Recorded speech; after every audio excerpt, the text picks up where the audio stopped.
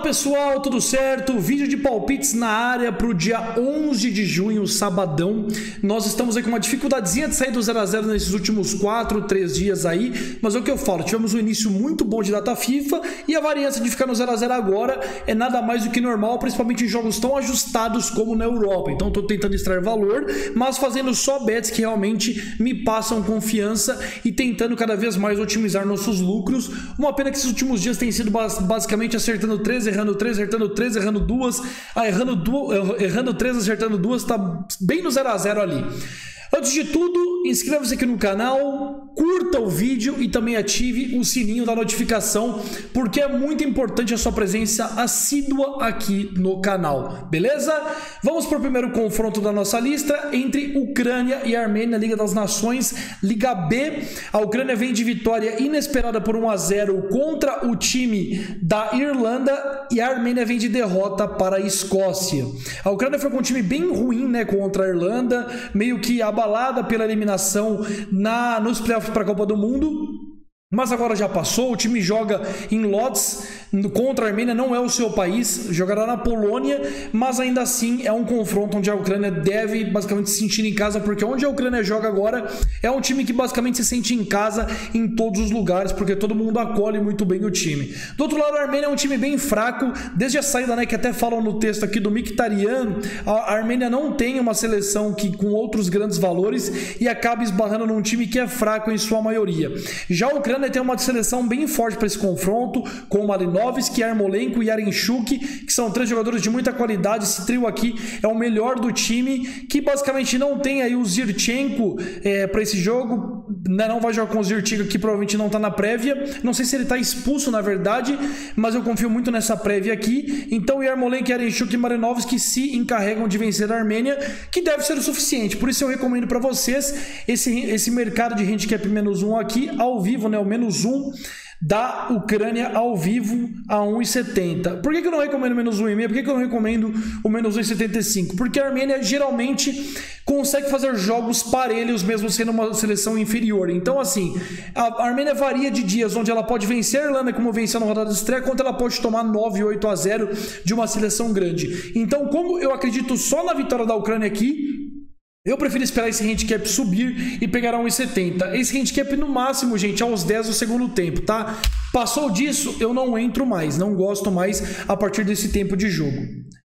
O próximo jogo da lista nós teremos Ilhas Faroé contra Lituânia, um confronto entre duas equipes que são fracas, mas que tendem a agitar aí, sendo mais um jogo dessa Liga das Nações da UEFA. Vale pela Liga C da Liga das Nações, num grupo que conta com Turquia e Luxemburgo. Ambos foram derrotados nos primeiros jogos que disputaram justamente para Turquia e para Luxemburgo. Então aqui é basicamente uma briga para não cair para a última liga da Liga das Nações, que seria a Liga D. Ilhas Faroé joga em casa, geralmente dá um pouco mais de trabalho quando joga em seus domínios e enfrenta uma Lituânia que está em baixa. Mas aqui o que eu tenho percebido desse confronto é que o time da Ilhas Faroé é um time chato. Eles não divulgaram o texto, na verdade o texto está fora do ar, então eu não estou abrindo nenhum texto para vocês. Mas o time de Ilhas Faroé é um time chato de jogar contra, consegue prender muito bem e consegue oferecer uma resistência interessante aos adversários. E também perdeu de pouco em relação à Lituânia, né? Perdeu de 1 a 0 para Luxemburgo, a Lituânia perdeu de 2 a 0 jogando em casa e perdeu de 4 a 0 para a Turquia, enquanto a Lituânia perdeu de 6 a 0 para a Turquia. Diante disso, eu vejo que a Ilhas Faroé está um pouquinho à frente da Lituânia em qualidade técnica, e somando isso ao fator casa, eu vejo esse DNB aqui como uma ótima oportunidade, tendo visto que eu acho difícil a Lituânia roubar pontos de Ilhas Faroé jogando em Tórshavn, que é a capital de Ilhas Faroé, que é um lugar acanhado, de difícil acesso, perto da Dinamarca. Então, diante disso, eu gosto desse DNB de Ilhas Faroé. Nesse teor de adversário aqui, eu creio que Ilhas Faroé consegue ser uma equipe competitiva e difícil de ser batida em seus domínios. Claro que, falando das devidas proporções, né? Contra o Luxemburgo deu trabalho, mas acabou perdendo, mas eu gostei de como Ilhas Faroé conseguiu equilibrar o jogo contra o Luxemburgo, e a Lituânia sendo uma seleção bem mais fraca que o Luxemburgo hoje no papel, eu vejo o confronto aqui indo mais para o lado dos donos da casa de Ilhas Faroé. Então, esse DNB aqui, na minha opinião, pré-live, tem valor. Olha, gente, uma unidade na Ucrânia, uma unidade aqui na Ilhas Faroé também, tá?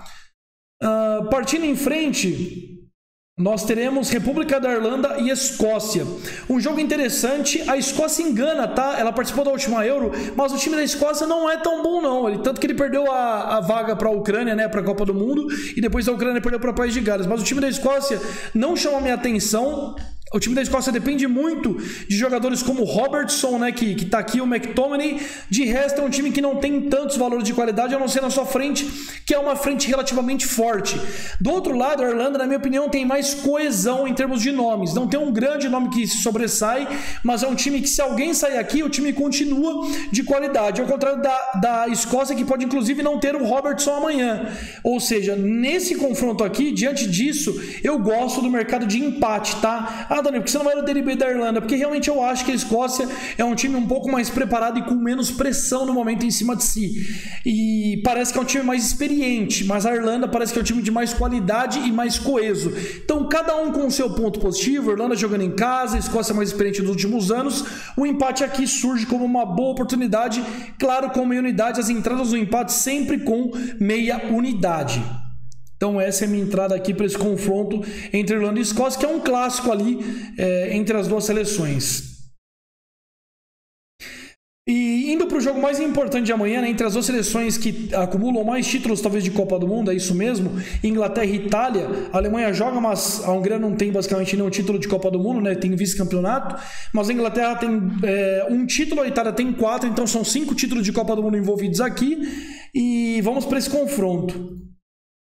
O time da Inglaterra vem um pouco feio para amanhã, não é um time com a formação ideal, não. Parece que o Gareth Southgate está querendo fazer testes com a equipe, então o time que vem com Ramsdale, James, Stones, Guehi, Trippier, Ward-Prowse, Bellingham, Bowen, Mount, Grealish e Kane. Do outro lado, a Itália vem com Donnarumma, Di Lorenzo, Bastoni, Mancini, Spinazzola, Locatelli, Tonali, Barella, Inonto, Scamacca e Raspadori. Olha, eu vejo aqui o confronto entre essas duas seleções um pouco mais pendendo para a Inglaterra, porque a Itália vem numa renovação que destruiu basicamente tudo que ela tinha de positivo. Do outro lado, a Inglaterra ainda tem algumas peças de qualidade. E as peças que estão entrando, elas são boas, né? Como o goleiro Ramsdale, a gente tem o Reece James, tem o Trippier, tem o Mount, tem uma frente muito boa, né? Grealish, Mount, Kane. Ou seja, é uma equipe que o meio de campo não é forte, mas a defesa se mantém boa e o ataque também. Já a Itália é uma seleção que é muito dúvida, né? Do que vai ser. Ainda que lidere o seu grupo na Liga A, ainda que tenha conseguido empatar com a Alemanha, vencido a Hungria de forma tranquila, ainda assim é uma seleção que não dá para confiar. E a Inglaterra necessitando da vitória, jogando em casa, esse menos 0,25 aqui, ele aparece como uma ótima oportunidade de investimento, porque eu não consigo ver a Itália ganhando na Inglaterra amanhã, tá? Eu não consigo ver a Inglaterra perdendo da Itália amanhã.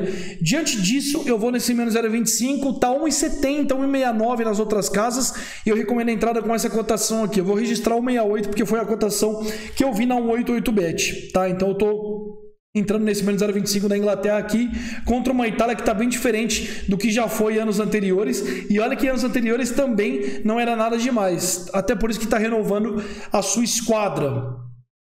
Hungria e Alemanha, gente, eu até acho que a Alemanha vence aqui, mas eu não tô confiante para nada nesse confronto. Os handicaps estão muito esticados para a Alemanha. Eu também não consigo confiar no mais e-mail da Hungria, então aqui eu não faço nada nesse confronto, tá? No outro jogo entre Luxemburgo e Turquia, nós teremos um jogo que eu vou arriscar um pouco. O que acontece aqui? O Luxemburgo está num processo de subida, né, de qualidade muito legal. Tá escrito Peru aqui, mas é Turquia. Até que Turkey em inglês fica Peru e ele traduz para Peru, mas é Luxemburgo e Turquia, pessoal. E o time da Turquia, ele tem qualidade e tudo mais, mas assim, ele ter goleado Elias Faroé e ter goleado a Lituânia mais do que Luxemburgo não quer dizer muita coisa, tá? Quer mais dizer para os times que perderam do que para os times que venceram. E o Luxemburgo é um time que é muito coeso. Você vê o time de Luxemburgo jogando, é um time que é fraco em termos de qualidade perto de grandes seleções da Europa, mas é um time que tem nomes interessantes distribuídos pela Europa, como o Borges Sanches, como o Gerson Rodrigues, como diversos outros jogadores aqui, o Moris, que é goleiro, o Chanot, Carlson, Sinani, que joga no Norte, se eu não me engano. É um time que tem qualidade para bater de frente com a Turquia, principalmente principalmente jogando em seu estádio. E a Turquia, por mais que ela tenha um grande elenco, ela não tem, tirando o Çalhanoğlu aí, não tem nenhum jogador de grande porte. Tem o Soyuncu, tem o Demiral, mas o ataque não é um ataque formado fora da Turquia, o ataque do Fenerbahçe, que também não é um grande time hoje, é um time que é bom, mas não passa disso. E aí eu tô pensando aqui, esse handicap para Luxemburgo tá muito de valor aqui, esse mais 1,5 a 1,62, você consegue dar até 1,65 nas casas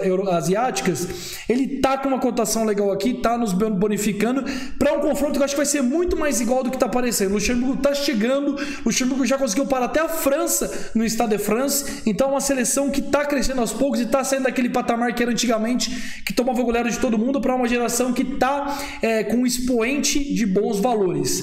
E nessas circunstâncias eu vou no mais 1,5 da equipe de Luxemburgo contra a Turquia com meia unidade, tá certo? É a minha primeira aposta com meia unidade desse vídeo.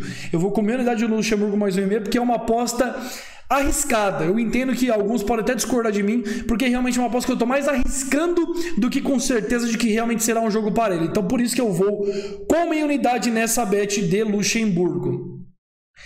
E aqui seguindo, nós vamos finalizar os nossos palpites na Europa. Nós teremos Montenegro e Bósnia e Herzegovina. Um confronto onde Montenegro tem uma seleção que não me agrada para esse confronto e a Bósnia tem um time que me parece mais encorpado para esse duelo. Ah, joga em casa Montenegro, eu sei disso, mas é um time que depende muito de Mulgoza, depende muito de Marusic, mas o resto disso aqui é muito fraco. Já a Bósnia conta com um setor de defesa que não é tão bom, mas tem o Kolasinac, tem o Pjanic, tem o Dzeko, tem o Krunic, então me parece uma seleção que para esse embate aqui tem mais qualidade para oferecer perigo ao seu adversário. E nessas circunstâncias eu vou no DNB a 1,70 da Bósnia com unidade, porque o fator casa aqui para Montenegro não me parece o suficiente para parar um time da Bósnia que é melhor no papel e que tende a ser mais perigoso nesse confronto e deter as principais ações ofensivas do duelo.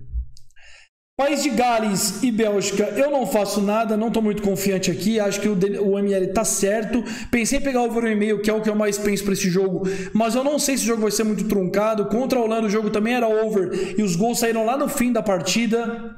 Holanda e Polônia estão desvalorizando muito a Polônia, mas o time também é fraco, então tá justo também, pode ser um jogo tanto over quanto under. Romênia e Finlândia foi o jogo dos 13 aqui que eu mais gostei, o DNB da Romênia, mas a 1,61 eu acho que tá justo também. A Romênia é um time um pouco superior, mas a Finlândia, por mais que jogue muito bem em casa, fora de casa é fraca, mas tem alguns valores que podem atrapalhar a vida da Romênia. Então se você for fazer alguma coisa nesses três, faça o DNB da Romênia, mas não vai entrar na contabilidade do canal, porque eu não tô confiante para esse duelo.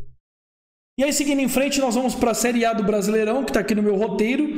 Nós teremos Corinthians e Juventude jogando pelo Brasileirão. O Corinthians está lutando pela liderança do campeonato, enfrenta o Juventude, que está ali entre a zona intermediária e a zona de rebaixamento. O Corinthians tem uma cotação que é atrativa na minha visão para esse duelo, né? Vamos só pegar aqui que posição o Juventude está. O Juventude está em 19º, na verdade, né? Que tá tudo muito embolado. O Juventude tem 10 pontos, mas o grande trunfo do Juventude é justamente o seu estádio. Lá ele conseguiu 5 pontos, né? E fora de casa ele conseguiu a mesma coisa, na verdade. O Juventude está na mesma toada fora de casa e em casa, né? Conseguiu uma vitória e 2 empates em cada. Mas ainda assim, o Juventude venceu o Avaí, que é na região sul, fora de casa, empatou com o Botafogo, que é uma mãe, empatou com o Fortaleza. Mas quando pegou o América, tomou de 4-1. Ainda assim, mesmo que o Juventude fosse bom fora de casa, aqui para mim o Corinthians a 1,70 é uma cotação que eu gosto. O Corinthians precisa vencer, precisa descomplicar um pouco mais os seus jogos em casa, sabe que vem de empate pro América, vem de empate com o São Paulo, vem de empate com o Always Red, já são 3 jogos sem vencer em casa e o Juventude é mais um adversário, né? O América já foi e não ganhou, o Always Red já foi e não ganhou e hoje nós teremos aí o Juventude, né? Jogando na Arena Itaquera, na Arena Corinthians, e aí, pô, se não ganhar o Juventude também se mata, porque não dá pra brigar pelo título desse jeito. Então eu acredito no Corinthians mais atento, mesmo com o problema do jogo, que também não foi uma coisa de outro mundo, não. Então, diante dessas circunstâncias, eu vou no Corinthians para vencer aqui com uma unidade. Estou bem confiante na vitória do Timão contra os gaúchos. E para finalizar o nosso vídeo, nós não teremos Série B, porque ó, eu tô fugindo de Série B, viu, pessoal? Só tô tomando fumo lá. Nós teremos Fluminense e Atlético de Goiás. Eu sou fãzaço do Diniz aqui, mas eu tenho que deixar um pouco o amor que eu tenho por ele de lado. O Fluminense está em 8º lugar, vem de um jogo espetacular contra o Galo, 5-3, e o Atlético de Goiás vem de uma vitória contra o Avaí no último minuto por 2-1. Acontece que Brasileirão, gente, vocês não podem pagar uma cotação de 1,80 para um time que está se encorpando como o Fluminense. O Corinthians já é um projeto que está feito, já é um time que tem a sua identidade. O Fluminense está crescendo com o Diniz, então isso pode acontecer, pode ser que aconteça alguns percalços no caminho. Do outro lado, o Atlético, por mais que esteja no zona do rebaixamento, é um time que é bom, ele propõe jogo, é um time corajoso, valente. Então essa cotação aqui, eu tô achando um pouco exagerada pro Fluminense. Principalmente se a gente for aqui no mercado de mais 0,75 e ver que a cotação do Atlético está 1,75. Essa cotação aqui, para Brasileirão, ela tem que ser um confronto entre Fluminense e basicamente um time mais fraco do que o Atlético de Goiás. Porque hoje o Atlético está na zona do rebaixamento, mas não é um time de zona do rebaixamento. E as cotações estão montando isso de acordo com a posição do time. Mas eu acho que é tranquilo uma vitória do Atlético no Maracanã, é tranquilo empate, tem vitória do Fluminense. Então pode acontecer de tudo aqui. E se você me dá mais 0,75, você me dá a possibilidade de eu ter uma margem de vitória nesse confronto muito grande. Se o Atlético faz 1-0 aqui, é difícil que o Flu vire para 3-1. Se o Flu fizer 1-0, a gente tem chance de empatar o placar. Se o Flu fizer 1-0, tem chance de jogo ficar modorrento e não ser 2-0 pro Fluminense. Fora que o Atlético fora de casa, jogando, ele conseguiu segurar. Ele deu de Quito, conseguiu segurar o Internacional 1-1, perdeu do Galo só de 2-0, que é um time mais encorpado que o time do Fluminense, conseguiu empatar com o Cuiabá fora de casa, conseguiu